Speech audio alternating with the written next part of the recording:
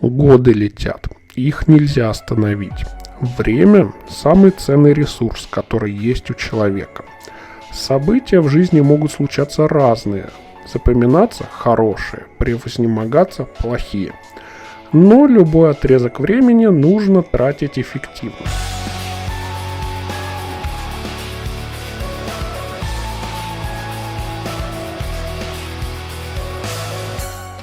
В школе я проработал 2 года, хотя после первой зарплаты я хотел уйти с работы. Но меня остановила мама с трудовым стажем, и меня остановило наличие безлимитного интернета, что было более, конечно, весомым. С одной стороны, я морально страдал от несправедливости, но я сделал себе сайт, сидя на работе. Изучал новые возможности и языки. JavaScript, например, позволяющий оживить в прямом смысле взаимодействие с сайтом, на лету обновлять в нем информацию, двигать элементы, нажимать на кнопки.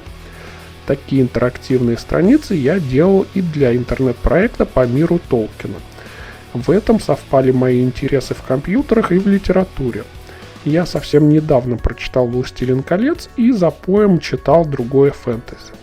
Это было достаточно специфичное, оторванное от мира сообщество ролевиков и толкинистов, и еще более компактное в сети интернет. Но развивая сайт, у нас внезапно случился взрывной рост аудитории. Стали приходить толпы новых людей, и все благодаря вышедшему в феврале на экран первому фильму трилогии Питера Джексона. Раз людей стало больше, я меньше на работе занимался, собственно, работой и все больше занимался этим проектом. Знакомился и общался с совсем разными, в основном странными людьми.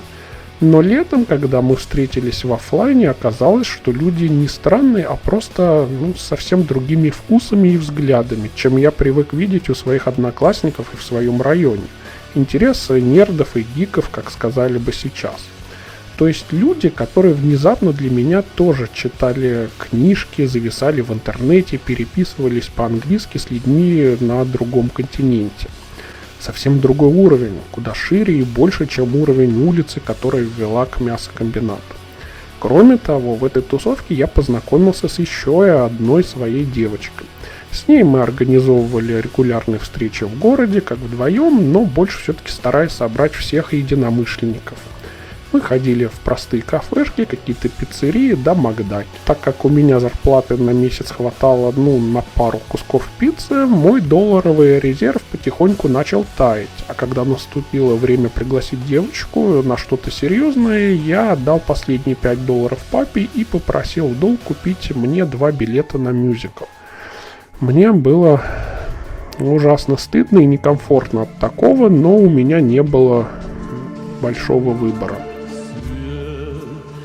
Озарил мою больную душу, нет, твой покой я страстью не нарушу. Чтобы как-то сгладить финансовую брешь, я за деньги устанавливал и чинил Windows одноклассникам. И записывал болванки с играми. Но все равно это было все крупицей в море. Эту девочку я, очевидно, не тянул, какой бы она милой ни была. Но может оно и к лучшему. Я погрузился с головой в подготовку к поступлению в вуз, и ничего меня больше не отвлекало, кроме редких побоищ в Quake 2.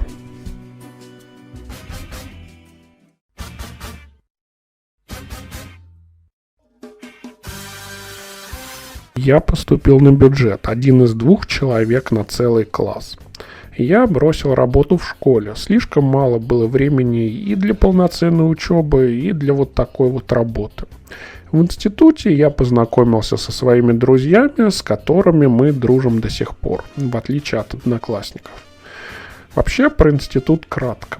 Это была гремучая смесь из большого количества мотана, алкоголя и гормонов.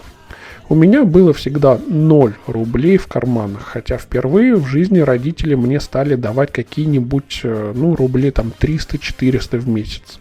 Просто потому, что стипендия уходила на проездной, пару перекусов, и все остальное шло на дешевый алкоголь к пельменям, на тяпницу. Тяпница была возможностью отрешиться от студенческой реальности, нажраться в слюне, напиться и забыться. Зачем нужен весь этот мотан? Я пришел в вуз учиться на программиста, но самое близкое, что было на него похоже, это до безобразия гнусный Паскаль. Я хотел C, а может быть Java. Но даже не в этом была проблема, а в том, что зачем этот Паскаль, а зачем этот Матан, а линейная алгебра, да вот тоже линейное программирование. Зачем оно, если даже на программирование не похоже? Где оно хотя бы используется? Никто из преподавателей этого не мог мне объяснить, потому что русская образовательная система была оторвана полностью от практики. Реального бизнеса, насколько это только было вообще возможно.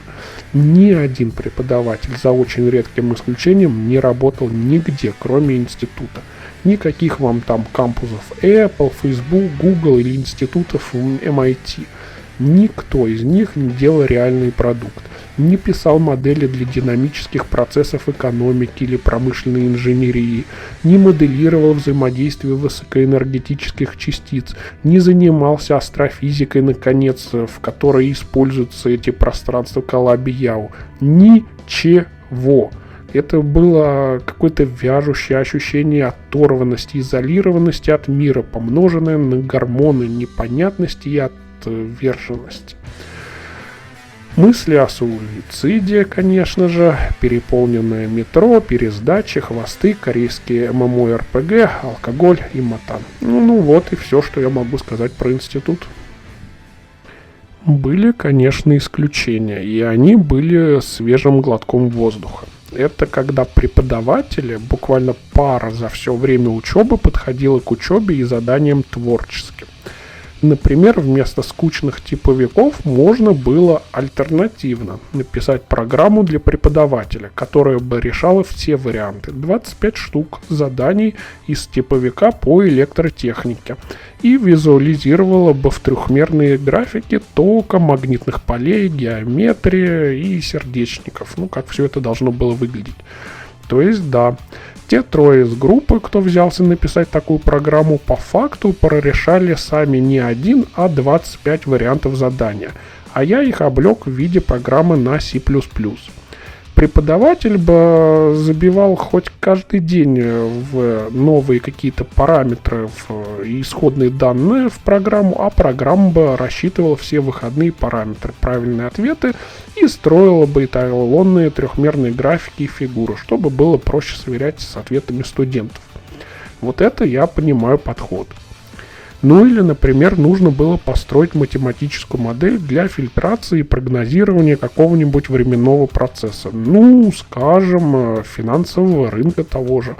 Пусть не на завтрашнее значение рынка, но создать такую модель, которая бы предсказывала на основании исторических, возможно, неполных данных, значение хотя бы тренд, который имел место в известный момент времени после исходных данных. Тоже неплохо, по-моему. Но вы, наверное, догадались, в чем тут подвох, да? Первый преподаватель работал в японской робототехнической компании, а второй когда-то в начале 90-х уехал в США и работал на Нью-Йоркской фондовой бирже в качестве консультанта в IT. Решил вернуться в Россию к внукам на старости лет. Фондовые рынки обрушились. Биржи останавливают свою работу. Индекс Доу Джонса зафиксировался на критически низкой отметке. Стоимость барреля нефти опустилась до критического минимума. А, кстати, интересно, баррель нефти это сколько? Предприятия вводят антикризисную политику, а рабочих выгоняют. Мне страшно. Но это происходит изо дня в день, каждый день. Вот и все. Или сойду с ума.